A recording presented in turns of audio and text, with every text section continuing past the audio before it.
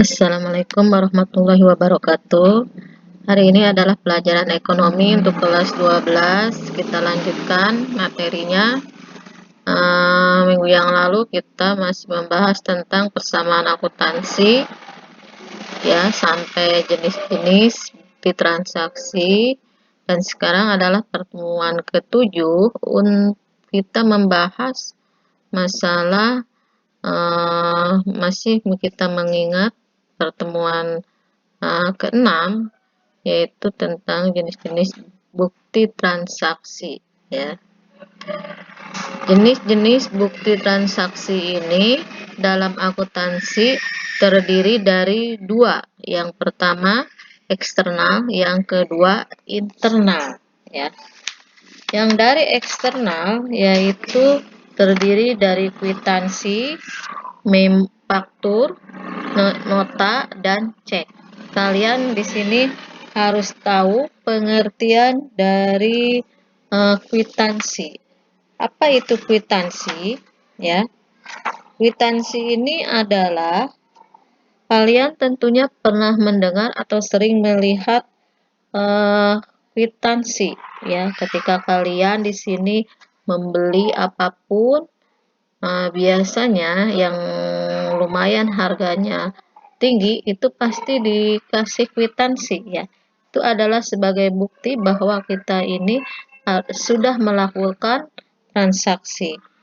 Jadi kwitansi itu adalah bukti penerimaan sejumlah uang yang ditandatangani oleh penerima uang dan diserahkan kepada yang membayar sejumlah uang tersebut. Nah, itu pengertian kwitansi. Yang kedua adalah bukti transaksi eksternal faktur, yaitu faktur adalah tanda bukti telah terjadi pembelian atau penjualan secara kredit. Jadi kalau kita melakukan pembelian atau penjualan secara kredit, itu pasti ada buktinya, dikasih kita faktur, ya. Nah, faktur ini dibuat oleh penjual dan diberikan kepada pihak pembeli. Bagi penjual, faktur yang diterima disebut faktur penjualan. Biasanya faktur dibuat rangkap sesuai dengan kebutuhan. Lembaran pertama untuk pembeli, lembaran kedua untuk penjual, ya. Itu faktur. Kemudian yang ketiga adalah bukti eksternal nota. Nota ini sebetulnya terdiri dari dua, ada nota debit dan nota kredit, ya. Nota, kita harus tahu pengertian nota. Nota adalah bukti atas pembelian sejumlah barang secara tunai. Jadi kalau kita membeli barang secara tunai itu pasti buktinya adalah nota. Tapi kalau secara kredit buktinya adalah faktur, ya. Nota dibuat oleh pedagang dan diberikan kepada pembeli. Biasanya nota dibuat rangkap dua, satu lembar untuk pembeli, satu lembar untuk penjual, ya. Yang keempat, itu adalah bukti transaksi cek, ya. Kalian sering mendengar apa itu cek, ya.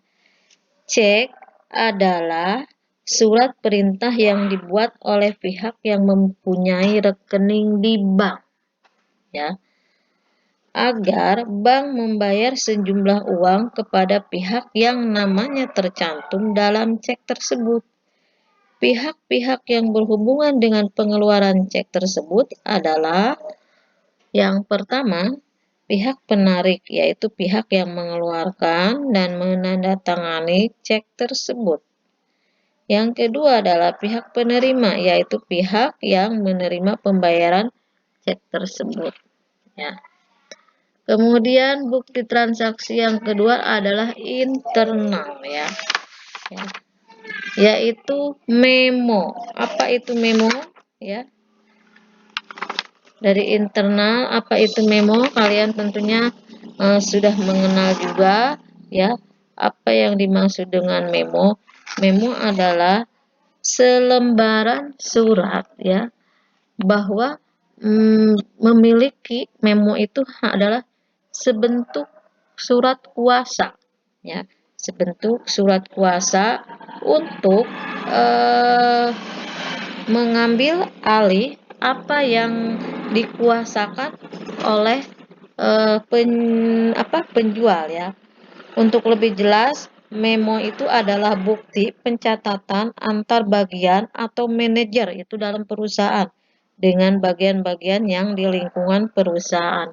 Biasanya memo itu diberikan dari satu bagian ke bagian lain, ya.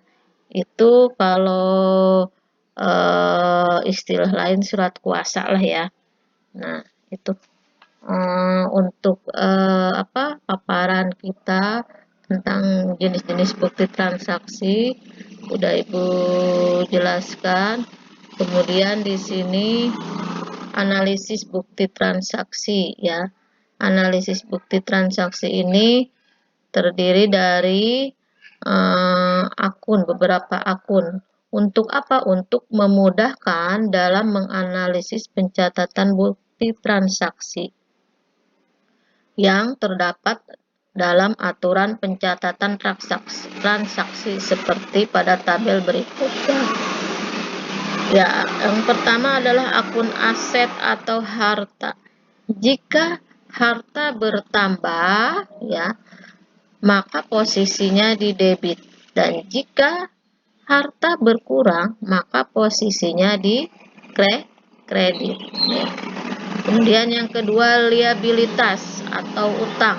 Jika utang bertambah, maka posisinya di kredit. Dan jika utang berkurang, maka posisinya di debit, ya. Yang ketiga adalah ekuitas.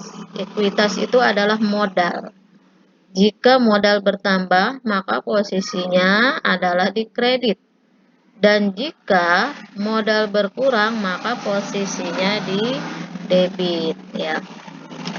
Yang keempat adalah prepe. Prepe itu adalah pengambilan pribadi, ya. Jika bertambah prepe, maka posisinya di debit. Dan jika berkurang, maka posisinya di kredit, ya. Yang kelima adalah pendapatan. Jika pendapatan bertambah, maka posisinya di kredit, ya.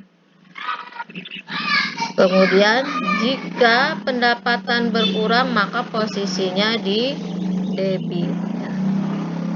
Kemudian di sini beban. Kalau beban bertambah, maka posisinya di debit. Jika beban berkurang, maka posisinya di kredit. Itu adalah analisis bukti transaksi, ya. Kemudian kita lanjutkan dengan jurnal umum. Apa yang dimaksud jurnal umum? Jurnal umum adalah digunakan untuk mencatat dan meringkas setiap transaksi yang dilakukan perusahaan, ya. Jadi semua catatan-catatan yang terjadi di perusahaan, kronologisnya yang berhubungan dengan keuangan itu dicatat, kemudian dimasukkan ke dalam jurnal umum, ya, sesuai dengan urutan tanggal, ya, akun, referensi, dan untuk mengetahui apakah itu masuknya ke debit atau ke kredit. Untuk lebih jelas, bentuk jurnal umum ini seperti ini. Yang pertama ada kolom tanggal, yang kedua ada kolom akun atau keterangan, yang ketiga ada kolom referensi, yang keempat ada kolom debit, dan yang kelima ada kolom kredit, ya. Kemudian dilanjutkan yaitu buku besar. Jadi dari jurnal umum kita buat buku besar. Apa itu buku besar? Buku besar adalah merupakan kumpulan akun untuk meringkas transaksi yang telah dicatat dalam jurnal umum, ya. Buku besar dilakukan untuk mencatat akun, harta, utang, modal, pendapatan, dan beban-beban yang lainnya. Ya. Bagaimana bentuk buku besar? Nah, kolomnya seperti ini. Pertama, tanggal, yang kedua, keterangan, yang ketiga, referensi, yang keempat, debit, yang kelima, kredit, yang keenam adalah saldo. Saldonya terdiri dari debit dan kredit. Ya. Nah, ini adalah kolom buku besar. Jadi setelah kita masukkan ke dalam jurnal umum, kita posting ke buku besar. Kolomnya seperti ini ya. Kemudian dilanjutkan ada contoh soal ya. Contoh soal, pada Januari 2019, Gilang mendirikan usaha bengkel sepeda motor dengan nama Bengkel Elang Motor. Ya. Pada tanggal 1 Januari 2019, Gilang menyetorkan uang tunai sebesar 15.100.000. Ya. Perlengkapannya berapa? 5.250.000, peralatan 12.550.000, dan sepeda motor 22.400.000. Ya, itu semua adalah sebagai modal usaha. Ya. Bagaimana kita masukkan ke dalam jurnal umumnya? Ya. Yang pertama, langkah yang pertama kita tulis dulu di sini nama perusahaannya, Bengkel Elang Motor per 31 Januari. Ya, transaksinya di situ awal Januari, kita dibuat akhir bulan ya. 2019, 31 Januari 2019 ya.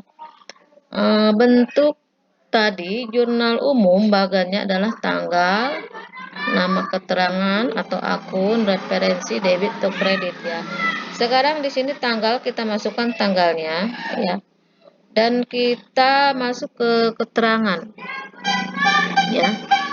Pada tanggal 1 Januari 2009 menyetorkan uang tunai 15.100.000, berarti masuknya ke kas ya, kas di debit. Dan di sini perlengkapan ya. Perlengkapan juga masuknya di debit. Peralatan juga sama di debit ya. Dan sepeda motor adalah merupakan kendaraan, masuknya di debit ya. Ini kesemuanya ini adalah termasuk harta ya. Jadi jika harta bertambah maka posisinya di sini ya masuk di debit ya. Nah, ini untuk modal ya, masuknya di kredit. Berarti kalau modal ini merupakan keseluruhan jumlah dari tadi ya.